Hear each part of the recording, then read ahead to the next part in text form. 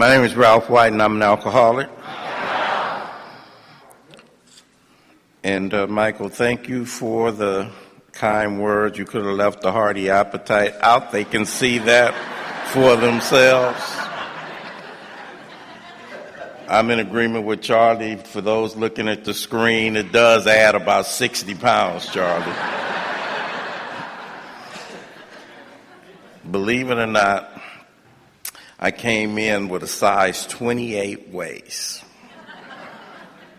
Got pictures to show, prove it. Size 28 waist. And that was not by choice or design, the way I was living. And I want to thank Ben. I was able to come to the very first one of these. And I remember, the guys were wondering, are we going to get our number? And then went way past that number. And now look at this one. Oh, my God. I didn't realize that this part of the country was such a hotbed. And I didn't realize that it had the allure. I didn't know that many people wanted to come. When Charlie said yesterday, that Katie let me come to this one. We wanted to come to this one. That's big. That's big. You guys are doing it, and you're doing it real big, and you're doing it real well. And I appreciate the Southern hospitality.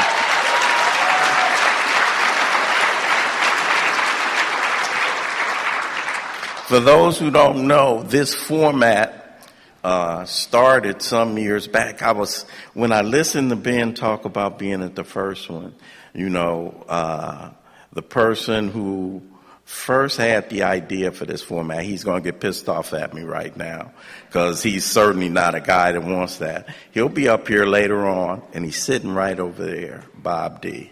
And I remember when he first had that idea, and I was privileged enough to be in on the discussion, and I was at that very first one, the granddaddy of all this format, the State Line Convention, and what that format has spawned, really shameless plug. I have one of these conferences in Los Angeles, May 19th to 21st. I didn't bring any flyers.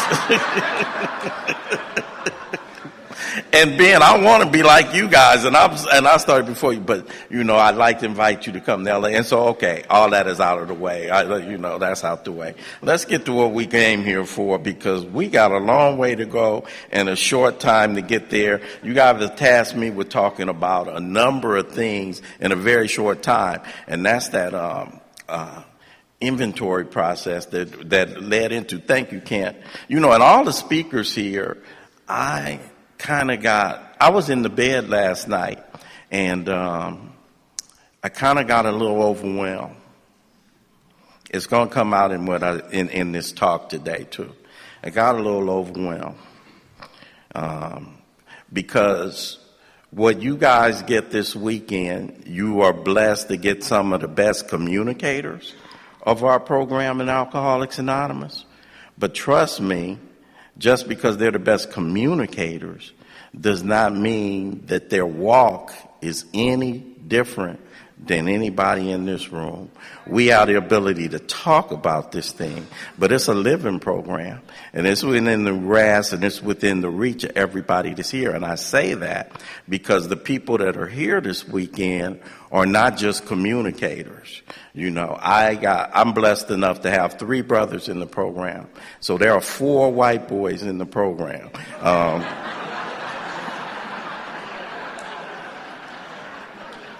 With an adopted sister right there, Katie P. And I got another brother. I don't need other brothers because there's 6 of us, but I got my boy Kent. And Kent not only is a great communicator, been in his house, know how he lives. I'm sitting over here, and so that's Kent.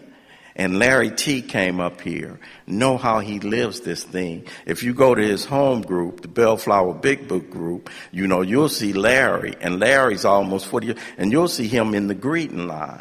That is what his commitment is at his home group, and so then, and Bob D, the poet laureate of Alcoholics Anonymous, I call him, but he's in the detoxes every week. He's with new guys. He's getting grimy, Charlie and Katie Park, I've been to their house. I know what they do. They do more than just talk about this. Yeah, they got names in AA, but they're a couple that give me something to aspire to. Sometimes people say, and Mari and I have a special relationship. We talked about when we first met last night. I hope I get to talk about my step, you guys, because I'm so busy talking. I'm caught up with the speakers and who I get to be with this week, Sometimes people say, is AA in good hands? And, we lost Sandy and we lost Tom and, we lost Clancy and we lost some of our giants. But then when I see Amy, we are in very, very, very good hands, you guys. When you talk about people coming up behind, you guys are going to get to hear Amy and, oh my God, powerful, powerful message carrier, and so I'm honored to be in the presence of these people. And I'm glad that I got an opportunity, and thank you, Robin, for filling in and bringing it this morning. I like to see every speaker,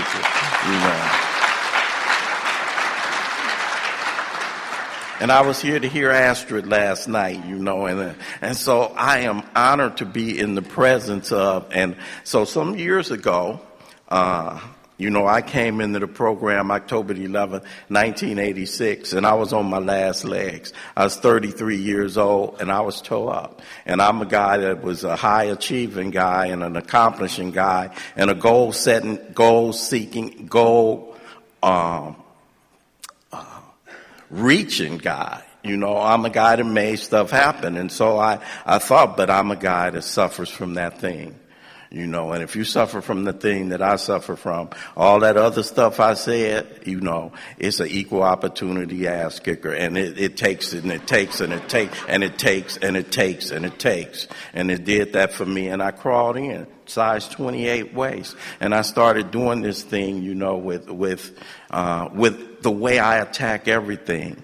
When you read Bill's story, there are some words and there are some phrases that come up. And if you pay attention to our new friends that raise their hands here, pay attention. It's not just go. Bill, in his story, he talked about me and my wife after he came out of Towns Hospital, abandoning ourselves with enthusiasm. Put that word in your vocabulary, new friends. With enthusiasm. I'm not here just grudgingly, I got this gorilla. I guess I got to get it off the block. No, we abandoned ourselves with enthusiasm. And I surrounded myself with those kind of people, and so I got and I enthusiastically dove into this thing. And so I started, first step, Kent already went over it and went through it. I had already a thorough enough one that when I came in here, I'm done.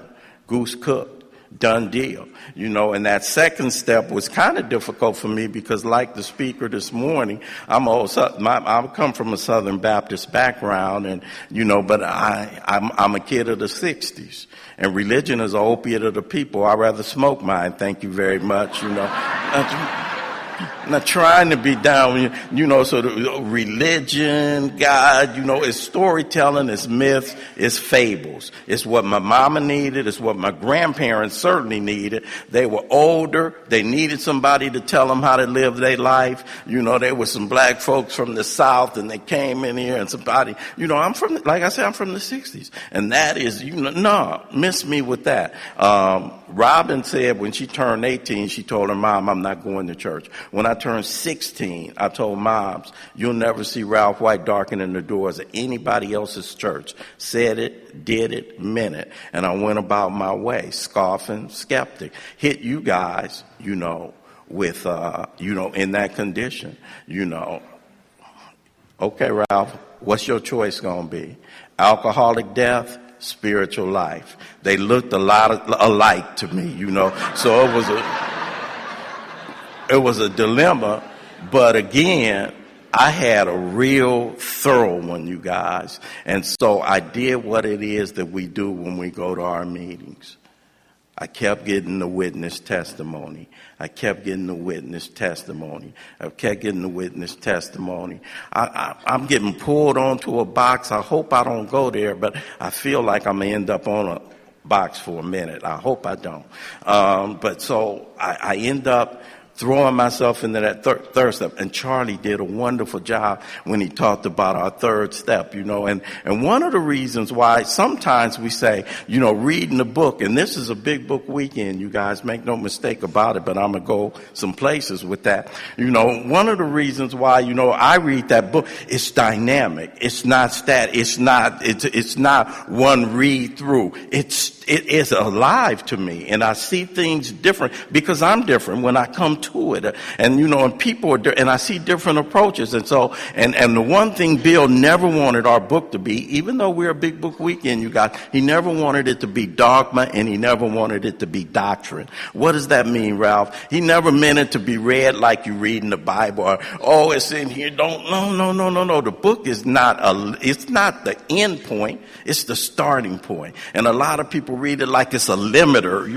and just read the black text. No. If you would just read it like that, it would not look different to me every time. I was listening to Charlie when he talked about the third step, and I'm getting ready to go into my steps, you guys. I was listening to Charlie talking about the third step, and when Charlie was talking about the third step, he said there are some critical questions that came up. And one of the questions that came up is, being convinced that my life run on my will. Am I convinced that my life run on my will can be a success? If you're successfully running your life, stop right there. Don't stop running your life. Keep running your life, but stop in the steps. You ain't got to do the rest. You ain't got to do a fourth step. Why would you? If your life run on your will of success, as sponsors, quit hitting people over there. If you successfully running your life, sitting here and audit the course, listen to the rest of us that are wrecking our lives. Just listen, But if so, that's one of them. And then Charlie talked about something else that's in that same paragraph. He said, being convinced that self manifested in various ways was what it defeated us. This is the dynamic part of reading the book. This is why it's good to read the book with somebody. This is why it's good to continue to read the book. This is why it's not just a straight read it black and white. Because Charlie said, to being convinced that self manifested in various ways. And he said the questions that came up are, am I convinced that I have this self, this manifests in various ways? But I look at it also, in addition to that, being convinced that self manifested in various ways was what it defeated us. Do I believe I'm defeated? Do I believe it's done? Do I believe the goose is cooked? Do I believe that you can stick a fork in me? Do I believe that my ideas don't work? Do I believe that I ain't got no more hustle, no more game, no more con, no more come up, no more good ideas? Do I believe that about me? Because that part right there, wait a minute, you wrote this book back in 1938, started writing the book in 37. What you mean defeated? How you know? Now I'm defeated, but I still get, I don't like the idea that you proposing that to me. Same as me, I'm with you too, Charlie. Little plans, I got big plans and ideas. Why are you minimizing my stuff? Why are you telling me I'm defeated? Well, dude, are you? Well, yeah, when you put it like that, so now let's talk about who wants to go on the fourth step journey. Who wants to go? Who wants to take the trip? Is my life run on my will being a success? My life run on my will when I first came, and it's good to hit inventory early. Because there are a couple of obstacles and barriers to doing a good inventory. One of the ones is this. There are some twins that are involved in doing inventory. And one of them, the barriers and the obstacles, you're going to run into these twins. One of them is fear. I can't look. I cannot look. Why would, I can't look at the carnage. I can't look at what I've done. I can't look at the molestation. I can't look at what happened to me. I'll start crying. I'll start hurting. I'll start refilling. I can't look. And here's the other twin, the companion to the fear. And it'll step in, especially if you wait a while to do inventory. And that one is pride. I can't look. Plus, I don't have to. I've been sober 3 years. Why I got to do inventory? I've been sober 5 years. Why I gotta look? Okay, I done been in 16 different relationships. I keep getting on the door, not with luggage, with hefty bags. That's my luggage, right? I keep doing that kind of, so why? So I can't look. Plus, I don't have to. That's one of the good reasons why it's good to go in the inventory, you guys, early. And the other reason, when it talks about after you come off your knees in the third step, what are the adjectives? It says, next we launched on a vigorous program action. When you think of launching, what do you think about? A rocket ship. You think about a rocket. And we don't see them that much these days, but people of a certain age, men and women that came up, remember the space race and the space, we used to see all the time, Cape Canaveral and you would see these launches all the time. And I can remember as a kid, the one feature of seeing a rocket launch is seeing that fire up under it. And that's the good way to approach inventory. You need some fire up under that behind. That's why it's good to do it. It's good to launch when that is still fresh, right?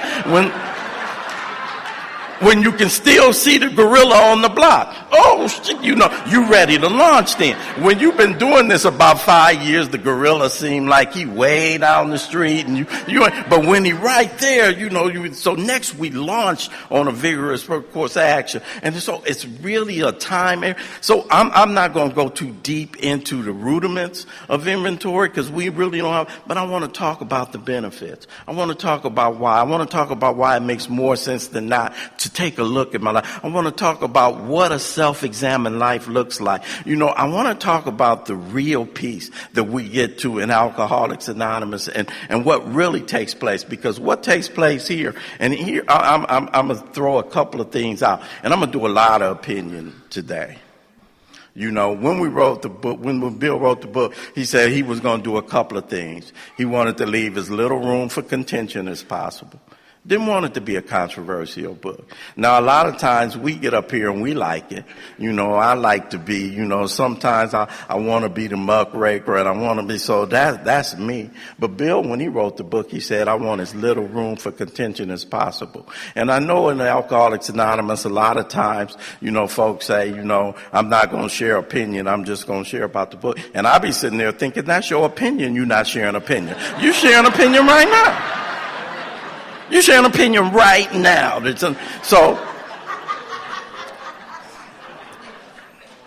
And here's the thing, you guys. You often, when you get a speaker, you blame the speaker, but the speaker ain't got nothing but what he armed with. He comes with what he got. Blame Ben. He knew what I was bringing when he called me.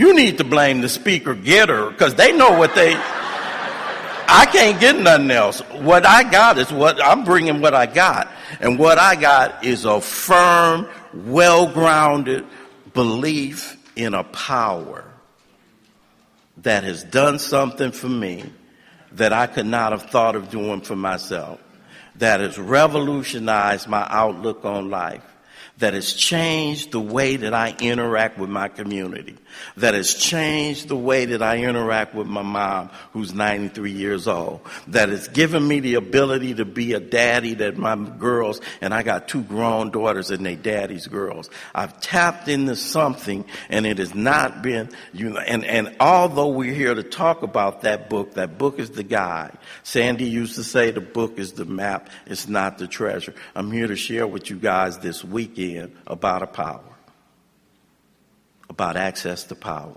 My sponsor, who is Bob B. out of St. Paul, Minnesota, says, don't get hung up, Ralph. You can't eat the menu. We don't eat the menu, you guys. We get the menu, then we cook the meal. And then we put our own on the meal. And we put our own on the meal. And there's a meal and there's a banquet waiting. So that 4th step, why would I do it? The book talks about it and it analogizes it to a commercial business. It says it's a fact-finding and it's a fact-facing enterprise, this business of inventory. I once did some work for a commercial outfit, a retail outfit. I was in college. It was this company, RGIS, and they did.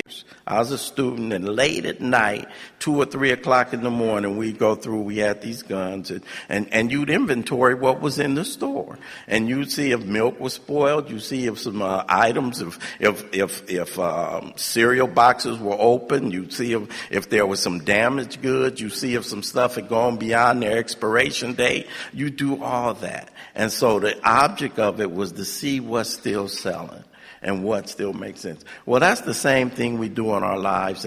And so we have 3 inventories that we concern ourselves with when we look at this various manifestations of self. I'm convinced that Charlie and we could have been singing from the same sheet music last night, Charlie. It couldn't have been a better lead in to 4 and 5 than what Charlie talked about last night. Because when we talk about this business of inventory, so now I got to go real fast, and I can't stay long. So we got 3 inventories. We look at fears.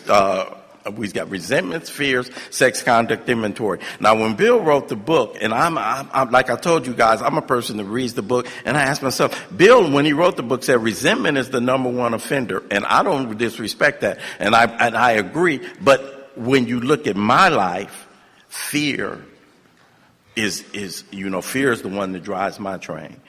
Fear, I really look at that. But resentment is the number 1 offense. So we put them on paper, you guys, and we start looking at this business of resentment inventory, and we start looking at our sex conduct, and we look at our fears. And why would I do that, Ralph? Why do I want to? Because this 12-step program and this business, this design for living that you guys offer me, is going to do something for me. I got on my knees and I said, God, do something with your boy.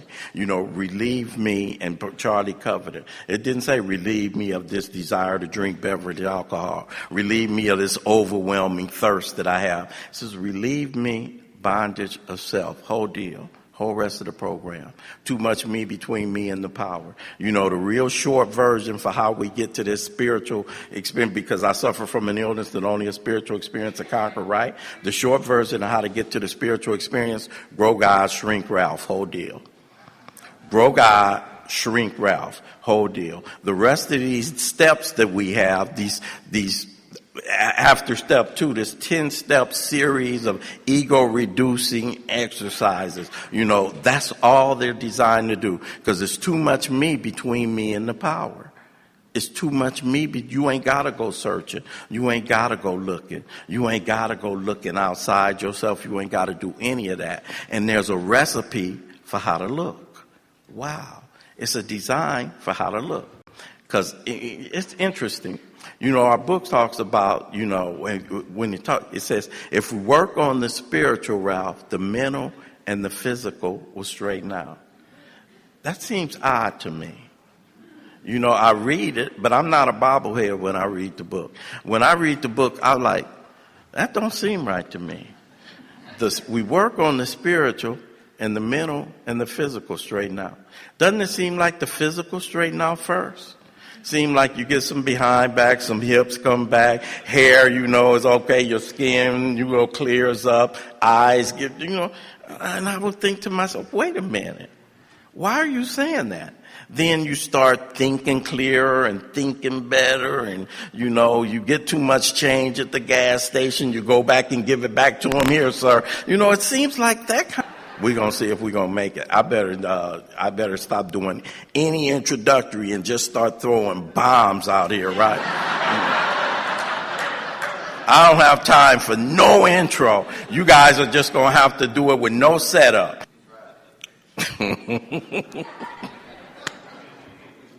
So this business of the spiritual, here's the deal, you guys, when you think about it. If the spiritual don't happen first, how do I get from day 2 to day 3?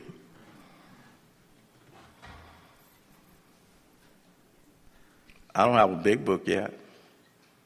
I don't have a sponsor yet. Probably don't have a home group yet. Haven't been on any H&I panels. Haven't done any of the stuff. Haven't written an inventory. Haven't shared an inventory. How do I get from day 2 to day 3. What is that? What is it to stop the wind from blowing on day 1? What is it to stop this wave from crashing on my life and washing it away? What stopped the wave right here? Most of our members call that grace. We don't create the grace. We don't produce the grace. We can't control the grace. We don't predict the grace. We access it and we catch it.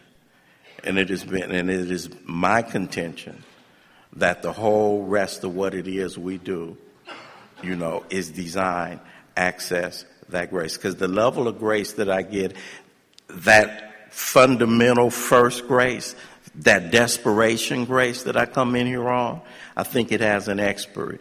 It has an expiration date.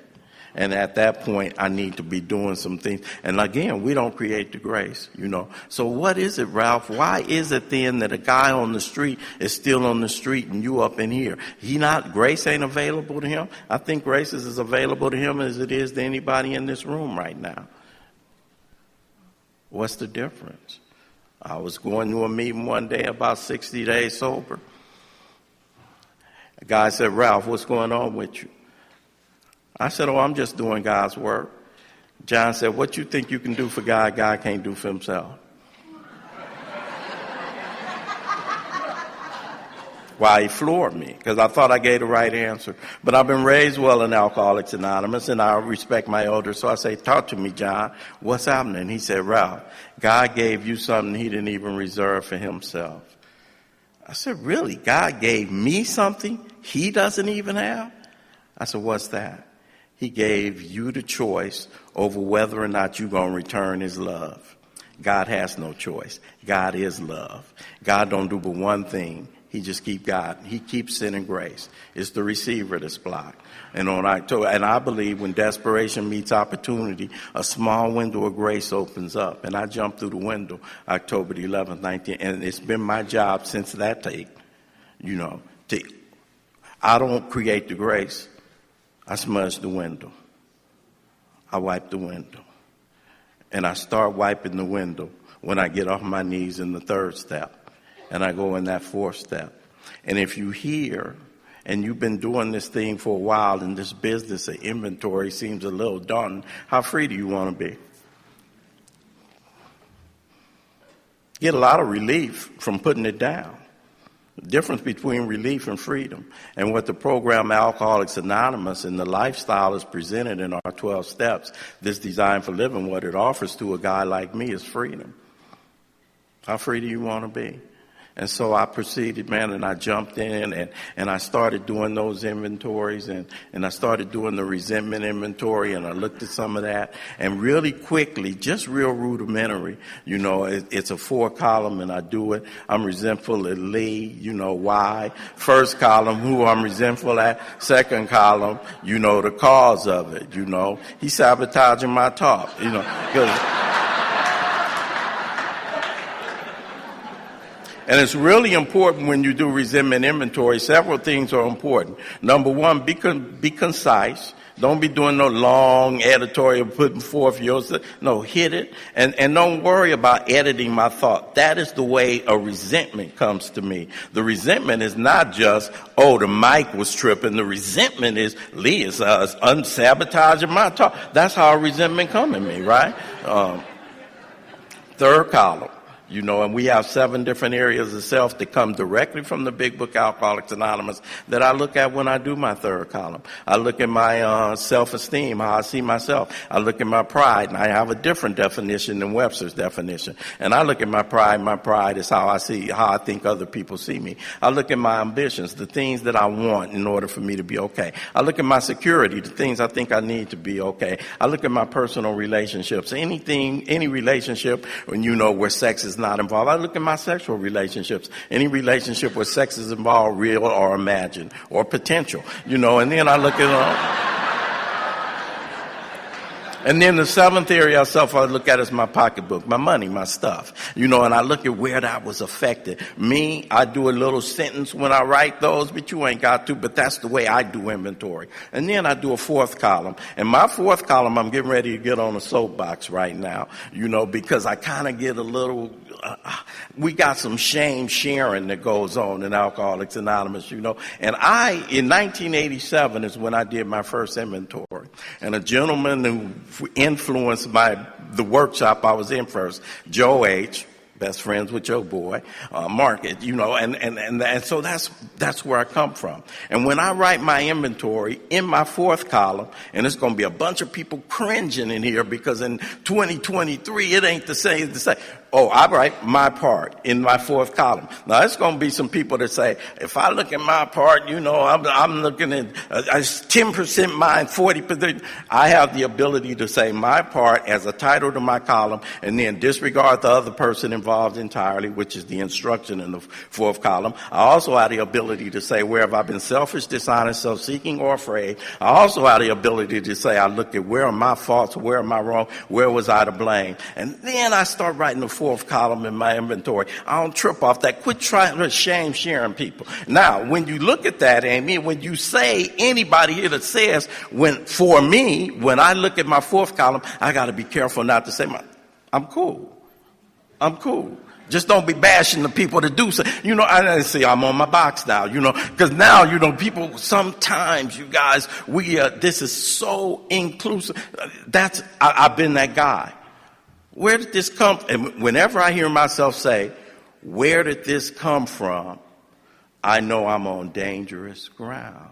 Because what I'm really saying is I'm in a morally superior place than that, or I'm in a spiritually superior place than that, or is something wrong with the way that you see it, or just because I don't know where it comes from, how does that invalidate it? Because I suffer from two things, you guys. One is this: if it ain't my experience, you lying about it being yours. And the companion to that one is my experience is the experience.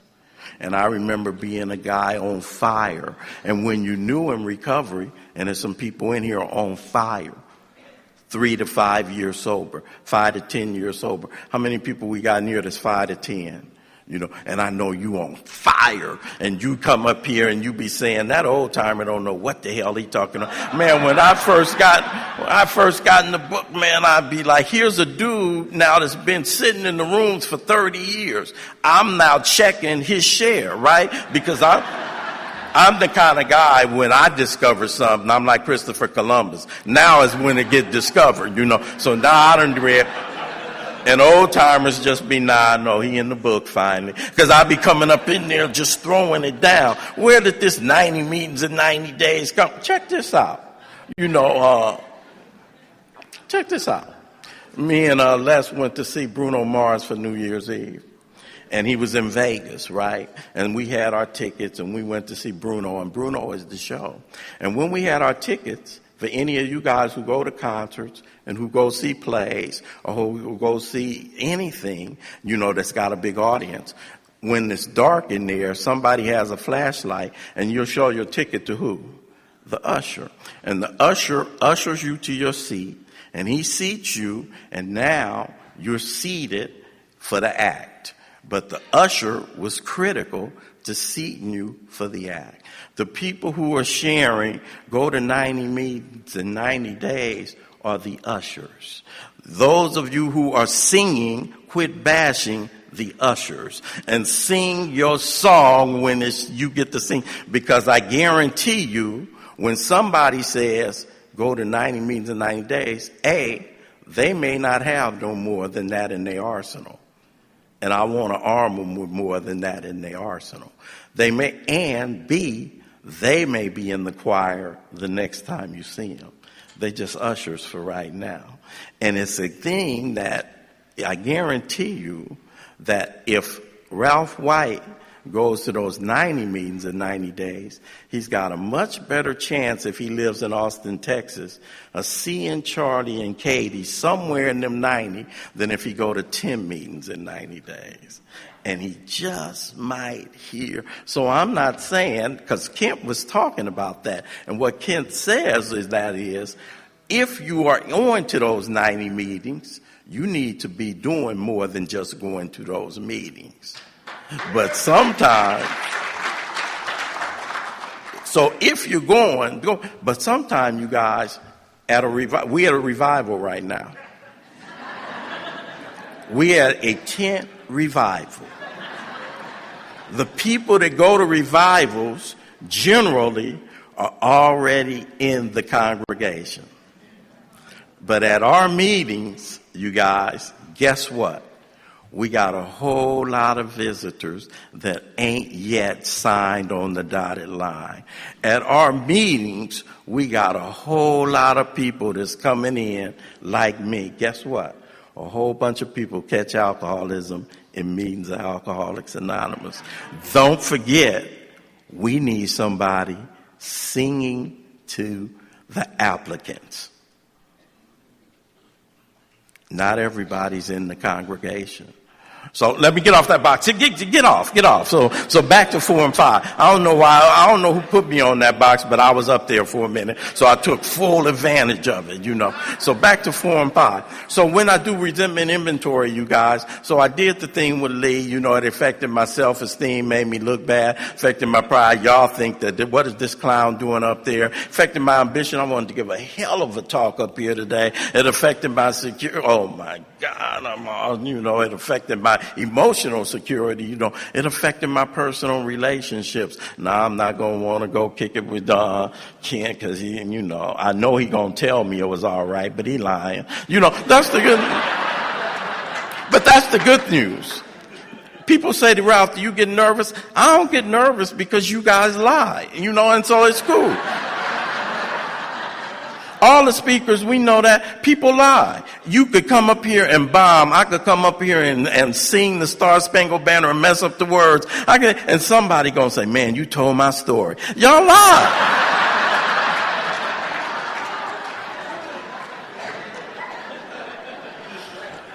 So it's really not that hard to get up here. So, it affects my personal relationships, because I'm not going to trust you anyway, whatever you tell me. It's not going to affect my sexual relationship, and it's not going to affect my pocketbook. Bam. That's how you do resentment inventory, you guys. And then you go to the 4th column, and disregarding Lee entirely. Where have I been I ain't thinking about nobody but me. I ain't really thinking about you guys. How it's affecting you. I'm going to think, how does this make me look? What are you going to think when you drive home talking about this guy whose talk was disjointed? How am I going to? That's what I'm thinking about, and so the dishonest, so I'm selfish, dishonest, but here's where you're going to always find Ralph. Fear.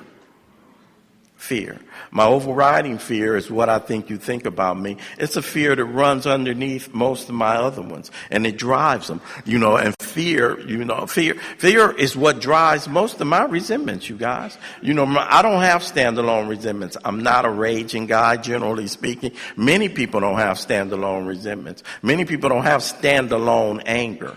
Anger for many people, and at least in Ralph's case, is a mask. And it's a mask for fear. I'd rather be mad than scared. I feel like I can control anger. I don't feel like I can control fear. Fear paralyzes me. Fear makes me look bad. I'm ashamed of fear. But anger, it feels like I can direct it. It feels like I can keep you off me with anger, and so one of the things about doing resentment inventory, you guys, is seeing the truth of the matter, and so, and because the truth of the matter, I think the resentments work for me. That's one of the reasons why we have a whole separate inventory for resentments, because they're problematic for people. There are a lot of times we talk about this alcoholic thinking and this alcohol. People separated from a power have problems. We are people that take ours to the extreme. And secondly, our solution to the problem is deadly. We people who drink on top of our problems. But our problems are not unique to us. This business of alienation, it ain't unique to alcoholics. This spirit business of isolation ain't unique to alcoholics.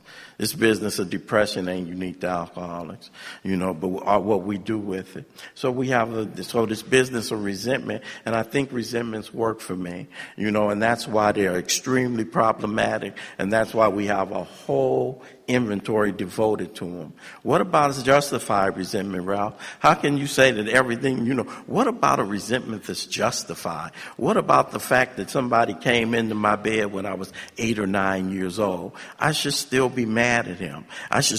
You can't tell me that there is something that I had to do with that. You can't tell me to look at my mistakes, my faults. Where was I to blame? You cannot tell me to look at, what are you talking about, dude? And so we have what people will call, and I've been blessed in life, you guys. I have, generally speaking, most of my resentments fall in one or two places. I stepped on the toes of my fellows and they retaliated, or I made decisions based on self that later put me in position to be. I have those kind of resentments, but there are real people in real life who have real stuff that really happened to them.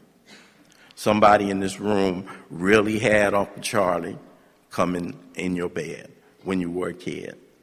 Somebody in this room really was victimized by the rapist. Somebody in this room really, really, really did have somebody do something physically abusive to them, So what do you say to the 8-year-old girl who had Uncle Charlie at his bed? What do you say to the little boy who had to molest her, Mr. Speaker, at the front of the room? How do you deal with that kind of resentment? And there are a couple of things I have to bring to resentment inventory, you guys. One of them is, and they're comparing, do I want to be right or do I want to be free?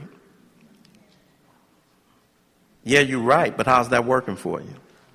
Yeah, you're right that shouldn't have happened to you. Yeah, you're right that no man had the right to come up in your bed and force himself on you. Yeah, you're right about that happening. How's that working for you? Holding on to the resentment. Wow. Second piece when I do resentment inventory, you guys. Being free of the resentment does not mean I excuse, condone, or exonerate the behavior that brought it about. Hear me. Being free of the resentment does not mean I excuse, condone, or exonerate the behavior. One of the reasons why it's so hard to get free of that resentment, it feels like I'm saying, I now condone what you did.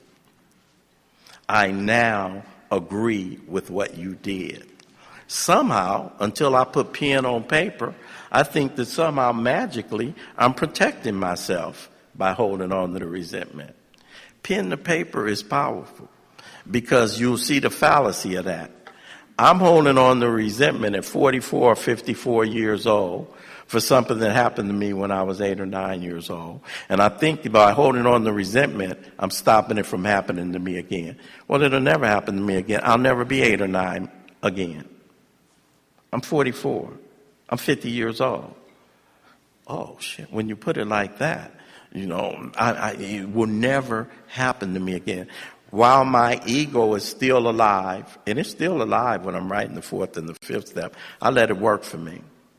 Damn it, you came in my bed when I was 8. You're getting out of my bed when I'm 48. Get out the bed. I'm doing this resentment inventory. I'm writing. And I write Uncle Charlie. And I write the second column, molested me, abused me. And I write the third column really fast, my self-esteem. If I'd have been important, you wouldn't have done that to me. My pride. You didn't think very much of me. You thought I was disposable, a piece of me. Plus, other people can see it. My personal relationships. Everybody know I'm damaged goods. I have surface relationships. My ambition. I just wanted to be a happy-go-lucky little girl or little boy with a regular childhood, with a happy family. My security. I do not trust men. I don't trust women, whatever it is. I don't even trust myself. My personal relation. Everybody can see a surface relation. My sexual relations. I'm either overly promiscuous or I'm frigid and I can't. There's 3 people in the bed all the time. Nobody know about it. My pocketbook. I buy my way into relationships. I don't think I'm enough. So then I go to that fourth column, and like I said, I title my part, putting aside the other person involved entirely. Putting aside, where have I been selfish?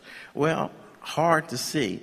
But this is the power of inventory, you guys. When I look at it, I've been selfishly using the abuse card all my life when it's to my advantage. When I want to dog these men, men ain't shit, men ain't. And so I'm a dog them with that under the banner of I deserve to be like, they deserve to be treated this way. When I have something that don't go my way, oh, I'm the poor abused. How long have I been operating under the banner of when I thought it was to my advantage? I never looked at it like that was selfish. Yeah, I pull it out when it's advantageous for me. My ex-wife, and dishonest, and my ex-wife who suffered that, she was an incest survivor and she had been abused by a stepdad growing up. But she said, and I share it, and I listen to people all the time because I get the opportunity to share, and I get the opportunity to say, to talk to people. And so I listen to you guys real close because sometimes I'm just a reporter. It didn't happen to me, but I get to report it. And she says when she does dishonesty in that resentment inventory, when it comes to that resentment, she says she was dishonest because it started off as molestation, but it ended up as prostitution because she found out she could make something from stepdaddy when he came in, and she would end up looking forward to it, and she would extort him, and she would blackmail, and then she would just get treats and I was like, wow, that's not everybody's experience. Remember, inventory is personal. It's personal. It's yours. Do you want to be right or do you want to be free? And then I look at myself, but I guarantee you'll find it in the fear bucket if you can't find it anywhere else. If you can't find it anywhere else. I'm afraid that I'm damaged goods. I'm afraid everybody know I'm damaged goods. I'm afraid I'll never be worth a love of my own. I'm afraid I'm not capable of giving love. I'm afraid I'm not capable of accepting love. I'm afraid that I'm not deserving of real love. I'm afraid. And so it's riddle. And so then I go to that magic piece. In resentment inventory. I love when Bob talks about doing resentment inventory and talks about looking at it from an entirely different angle, getting out of the prosecution seat and getting over there in the other seat, in the victim seat. And we have a prayer that we do, for our new friends who've never attempted inventory. They call it the sick man's prayer, but really the prayer is for me. I ask God show me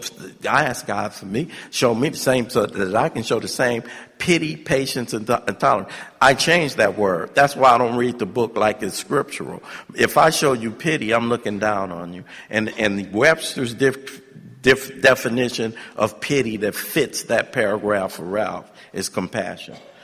Show me the same compassion, tolerance and understanding that I would cheerfully grant a sick friend. Because when it's somebody that did something to me, I really like to sit in the superior high seat. Yeah, I pity you. No. They, like ourselves, were perhaps spiritually sick. I ain't sick like that. No, but you sick like you sick. He ain't sick like that when it comes to you. Guess what, Mr. Speak? You on somebody's first column, too.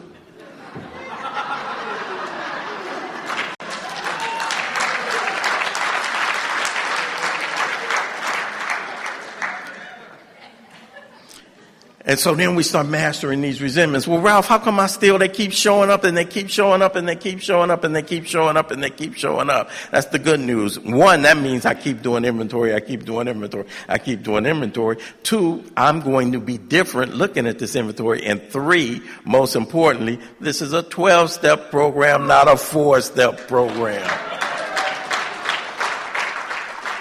And you're going to really see the residue of resentments when you go to that 8 and 9. That's where you'll see the residue. But I'm here to talk about 4 and 5. I hope I get to touch on these others. See, you cheated me out of some time. I'm going to go real fast. And I'm not going to stay in resentment too long. That next thing, fear. Oh, it drives my train and it drives my bus, And fear, we think it ought to be classed with stealing. There are so many things that we read in this book that don't come true until they come true. That don't come true until you think you know. Because, hey, check this out. Don't let learning get in the way of seeking. Don't let learning get in the way of seeking. Sometimes I can fall victim to the idea, I've done these 12 steps. You give this magical title to me, and it truly is magical. Sponsor. There's so much that's involved. It is a default setting that works like no other. But you give me that title, and all of a sudden, I start taking it on like I've risen above. And now I'm teacher. I'm in the emergency room. I'm in an ass-out gown too. But all of a sudden, when you call me sponsor, I think I got a stethoscope on, and I think my gown turns into a doctor's smock. You know, what the hell are you doing? But everybody else see me like this, and they know, look at him. You know. But this businessman, this so fear inventory, and it comes. I called my boy Kent, and I was going through some things. I called my sponsor, and me and Bob had talked, and it was eating my lunch. It dovetails in the sex conduct inventory too. This thing was eating my lunch. And sometimes when you get in a deep, deep fear, when you're not in it, when you're not dominated by a resentment currently, you get in the delusion that, man, I know what to do with resentments, man. And, until one just comes and plants itself like this. I ain't been in one of those, but I was in one of those. Like, I get grateful. I get grateful because it makes me more useful. I got grateful for this fear I was in. And I called Kent. We were on the phone.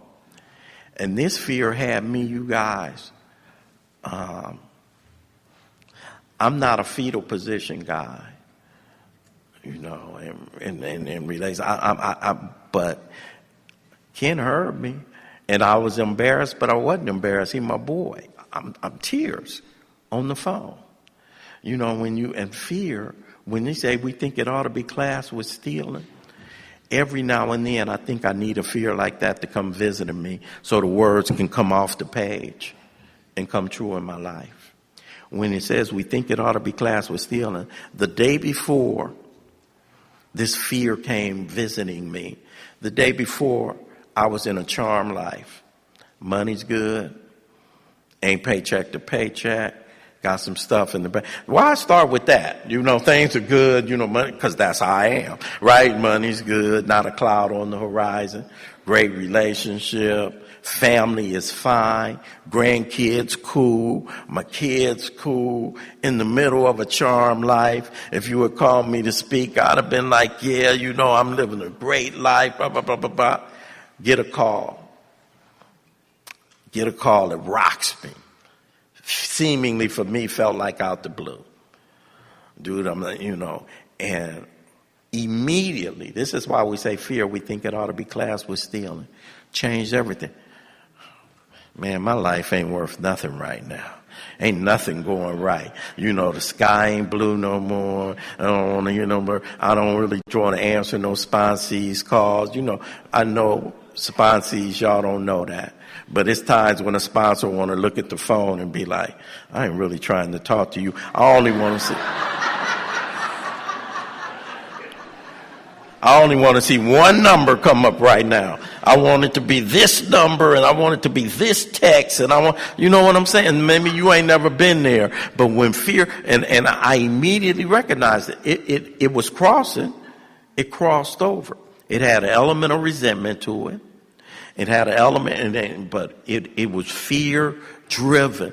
I told Kent, here's the thing about doing what it is we do, you guys. Here's the thing about self-examination. When Katie talks, she's going to talk about self-examination logically tied to prayer and meditation. But I'm talking about just self-examination. It also prepares you for the 10th step. This inventory taking we're doing. It prepares you for the 11th step. This inventory taking we're doing. It preps you. You can't do a 5th step without this inventory taking we're doing. And I'm going to see what I take to 6 and 7 because of this inventory taking we're doing right now.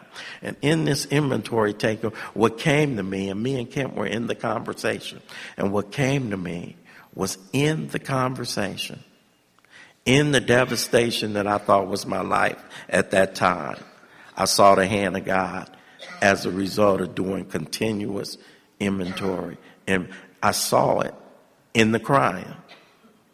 I told Kent, this is going to be a hell of a way to describe that sentence, fear we think it ought to be classed with stealing. When we were in the conversation, when this thing becomes part of your lifestyle, when this thing becomes a design for living, when these things that we do are more than just a homework assignment, when the way that I live my life is based on when I get up, I already know there's a gorilla I'm powerless over. My life is that. When you already stand on that as your bedrock, this coming to believe is the rest of what it is we do. It'll happen organically. You don't do it in the second step. It happens organically as the result of doing the rest of this stuff. God will name himself. He'll name himself. This business of giving, giving God, he'll name himself. When you start doing this business of inventory, uncover, discover, and discard, when you digest these chunks of truth, when you really see how much the world dominates you, the world is really, really and when you really realize, I don't want that to happen. When you go to that biggest, most freeing sentence in the book that Charlie referenced yesterday, our problems, our troubles, we think, are basically of our own making. And when you're a grown man, and you don't want to be dominated by troubles, you don't want to be a victim, you don't want to, no, hell no. I'm writing. I'm not that guy. I'm not the lay down guy. I'm not the tractor run over me guy. I'm not so I look. And I look at my sex conduct because I need a roadmap. Most of the time, most of us, and the way I live my life, all the way deep in the recovery, the way I live my life is get with somebody, and I like it when it's heat, and I've been blessed. I've been blessed to have some good part. I was at a retreat a couple of weeks ago, and somebody said, how do you know when you found the one? We were at a men's retreat last week. I said, what make you think you the one? Well, finding the one, you better be trying to make yourself the one. Welcome to Sex Conduct Inventory. Ain't about trying to find the one. Ask yourself 40 questions for your mate. What am I looking for in a mate when I have the qualities in me that somebody that I aspire to be with will find attractive to them? I pinch myself that God has had his way with your boy. Alcoholics Anonymous has had his way with me. When I get in the third step, I think that's pretty much what I'm saying. Have your way. Okay, God, do what you do. I'm not giving directions. I'm not writing a blueprint. Have your way with me. And I've given myself over. I'm the kind of guy, I had a friend that say, I like who like me. And that's a really low standard to come in with. That's a low bar. That's a bar for a scared guy. That's a bar for the person who's so afraid of rejection. I won't ask the question unless I already know the answer's going to be yes. And I've been under reconstruction. I've been under reconstruction now for 36 years. Done a lot of sex conduct inventories. And I have a sane and sound ideal. When we read that inventory, it says a few things in there. You want an ideal, dude. Most folk don't operate with an ideal. They have an ideal for the other person. And you sit down and you go out and you have coffee and you meet and you say, damn, I like Frankie. Ooh, I like Frankie Beverly too. Yeah, I like R&B. Ooh, you like R&B? I like it too. Yeah, I want somebody that's trustworthy. I want somebody with integrity. I want somebody with integrity. I want I want somebody, who's dependable and reliable. Ooh, I want somebody. Ooh, we must be soulmates. We both want the same thing. Yeah, we both want the same thing. Ain't neither one of us got none of them qualities.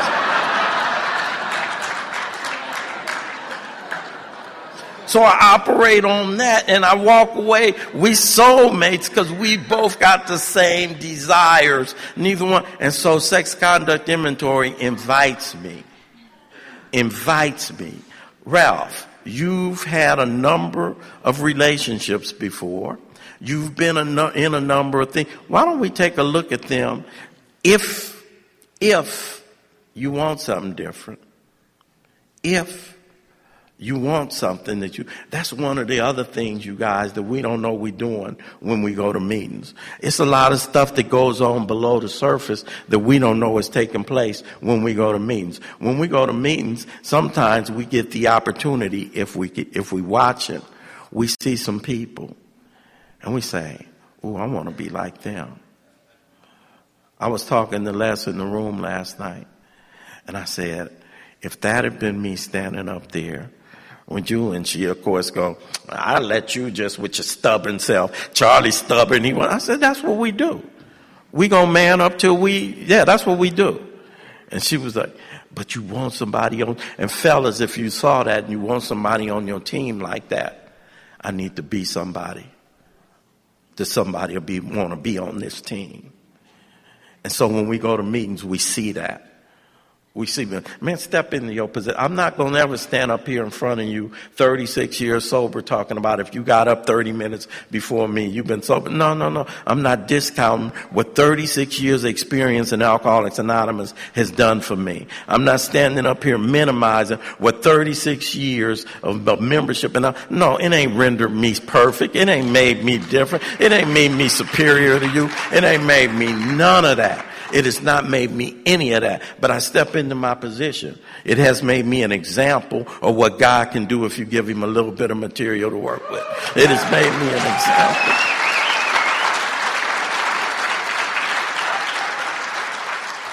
It has made me an example of why we talk about inventory. We don't talk about inventory, we write inventory. And it's made me an example. Oh, that's what it looked like? Yeah, it looked like fall. It still looked like falling down. It still looked like scraping knees. It still looked like bruising shins. It still like face planting. It still looked like all that, but it still looks like standing in front of everybody and talking about, and I'm here. It looked like grown ass man in life. That's what it looked like. That's why I do inventory. That's why, because I want to be like that. And I go to sex conduct inventory and I look at all the things I've done in the past. I look like being the kind of brother like a lot of men. The way, this is our roadmap. Always keep a spare. You keep a spare. Women too. Don't be laughing. Don't act like you don't know. We people like that. The book calls us, men and women, worldly indeed. We ain't here from choir rehearsal.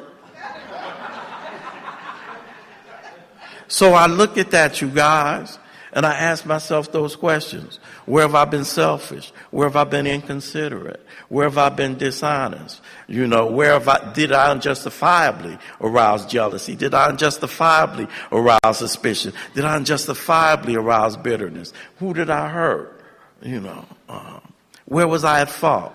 And then the key one, those 8 questions are looking at my past conduct. That 9th question is a guide to my future conduct. And it's the key question. And don't just cop out the easy one. I shouldn't have got with her. Okay, let's go to steps before that. I shouldn't have been doing that flirty emailing. I'm not capable of that. If you call me on it because I'm the scared little boy that's the shy guy in school, and I feel like, if I play and you bite, I gotta follow through. Because ain't that what men do? So I look at my belief system. I look at that and I look at those 8 questions, man. And it's a guide to my future sex conduct. And then I ask God, because I can't do it by myself, mold me. Do something with me. A lot of times, when I fall on my face or when something goes down wrong or when something ain't right, I'll get up here and say, I guess I was in untreated alcohol. No, that don't mean that. In treating my alcoholism, I'm not going to rise above human. Firmly on the 3rd step, I still can retreat. God gave us something, and it's the reason we're here right now. It's the reason we talk about these steps. It's the reason we talk about doing amends. It's the reason we talk about this 11-step practice. It's the reason we do all of that. And God, here's the thing that God gave us, and I hope I circle back, Charlie. I'm going to say something because he's the circling, because they made two things come up at the same time. One of them is this: God don't make hard terms with those who seek him, but we do. We make hard terms with those who seek him. You got to share like this. It's got to be like that. You got to, no, God don't make hard terms with those who seek him. And the reason why this business of living is so problematic, the reason why I got to do inventory, the reason why I got to do this 10 and 11 the way I do, and not everybody's seeking the same way I'm seeking. Remember that, sponsors. I am always mindful of my blind spots in sponsorship. And one of my biggest blind spots is I think my experience is the experience, and I want to impose mine on you. Have your own walk. Have your own path. We don't impose. That's why you don't see any descriptions of God in our. You find yours, and you don't describe. If you try to define it, my friend Marilyn Slater, she shares something, and she says it's Buddhist, and the Buddhists say, if you see the Buddhist in the road, kill him. What? How is that a spiritual statement? Killing. If you meet the Buddhist in the road, if you meet the Buddha, not the Buddhist, okay. If you meet the Buddha, see, I was way out of line. If you meet, don't kill the Buddhist. Don't kill the Buddhist. Don't kill the Buddhist. I wish I could take that off don't kill the Buddhist. That's what I get for quoting Marilyn. If you see the Buddha in the road, kill it. What the hell does that mean? If you meet your concept if you think you got this fully defined conception of God, let it go. Too limited, too narrow. The minute I think I got it, don't let learning get in the way of seeking, right? And so this business, but this thing, God gave us something, you guys. And then I don't know how much time I got to leave God gave us something that's unique to us as a species, humans, people. He gave us free will. It's what separates us from the animals. Birds, they just fly south. They don't know why. It's that time of year. They ain't got calendars or nothing, but something in their thing is go south. Bears, they say, okay, it's time to go in the cave. You see dogs in the middle of the street doing what they do because that's what they do when they meet but humans, we have free will. It's what defines us. It's what makes us. And the only thing we can do with free will, we can choose whether or not to do God's will, or we can use free will to do self-will. And God, being God, is cool with that because that's how he made us. I heard a speaker share not too long ago, God made us in his image. But we turned around and returned the favor. We make him in our image. And that is so limiting, that idea of this power. And so because God is not going to fetter us and make us robots and the rest, we're going to always have this challenge of free will. We're going to always have this challenge of, me wanting to get here. We're going to always have it. So don't trip off that.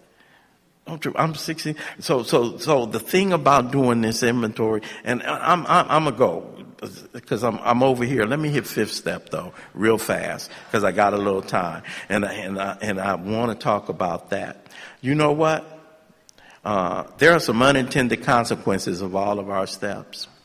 And the unintended consequence of doing a fourth and a fifth step. The moment I got up off my knees, I felt like I was a member in Alcoholics Anonymous. We have a broad, thorough tradition that says the only requirement for membership is a desire to stop drinking. That's not the only requirement for recovery, though.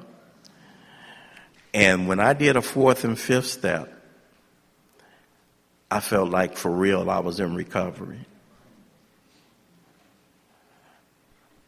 I played with myself a few times before I got so... Okay, that didn't sound right, and somebody too.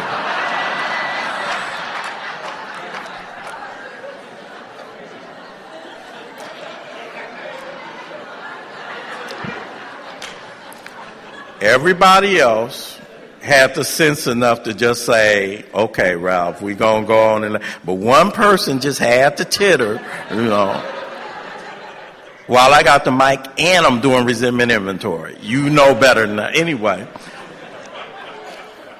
So I never, I always thought, do I have the capacity to really be honest? I BS myself so much, I didn't know when I got on my knees in the third step, God don't need me on my knees. I need me on my knees.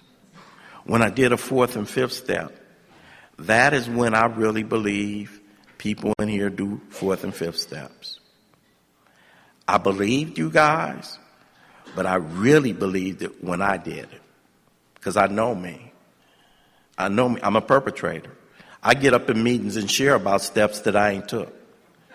I was about 6 or 7 months sober at an 11th step meeting. That was the topic. And I shared on the 11th step, the 11th step is one of the steps that proves you don't have to take the steps in order. I've been praying since I got sober, I've been praying, forget the meditation part. We just, cause I don't have to know nothing about a subject to talk about it.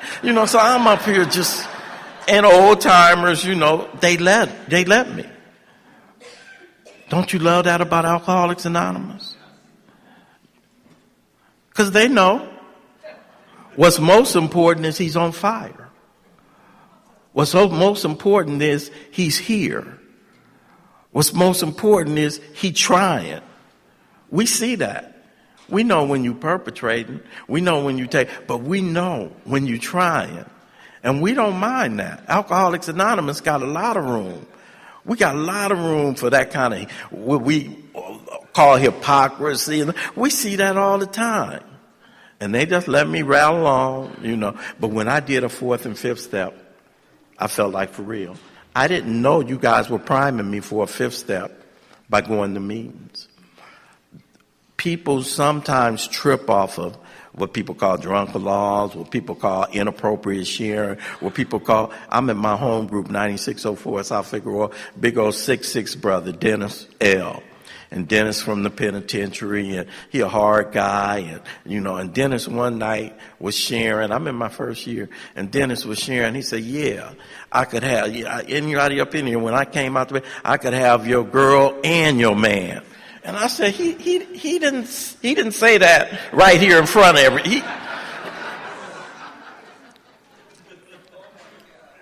And those kinds of transparent shares, I think, prepped me for a fifth step. I'd already got accustomed to being transparent. And more importantly, for a guy like me, it seemed like you guys liked me better when I exposed my vulnerabilities. Seemed like you liked me better when I told you when I was scared. Seemed like you liked me better when I told on myself for doing something stupid. And that worked for me. That's why I understand 6 and 7 when it says, God, take away every defective character that stands in the way of my usefulness. Some of them are really useful for a moment. And that idea of being accepted, getting approval, was big for me. And so when I sat in front of my sponsor, and the first guy I did a fifth step with was not my sponsor. He was a guy that was facilitating this workshop I was in. He was a gay dude from Venice, California, and he lived, I'll be forever grateful to him. And I did that fifth step, you guys. And it has been quite the journey since then. Coming out of that fifth step, I was able to take some stuff from that fifth step and take it into the preceding steps, to take it into the steps that Bob is going to talk about, 6 and 7. I was able to take what I learned in that fifth step and what the guy was able to point out to me, and subsequently what sponsors have pointed out to me. And I've taken them into the steps Larry's going to talk about, 8 and 9. And as a result of doing that fourth and that fifth step, I've been able to do them on the spot when Katie talks about them in 10 and 11. 4 and 5, permeate the rest of what it is that we do.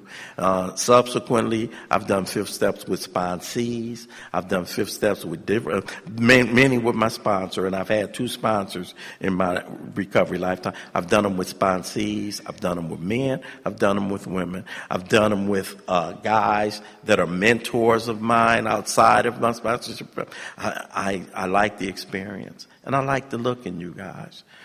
I like the looking. And more than I like the look, it's changed me and it's transformed me. I encourage you, if you have not yet done a 4th and a 5th step, how long does it take to do a 4th step? Well, some people say, 5 years and 2 weeks, 3 years and 2 weeks, 1 year and 2 weeks. 2 weeks to do it, and however long it take you to do it otherwise, I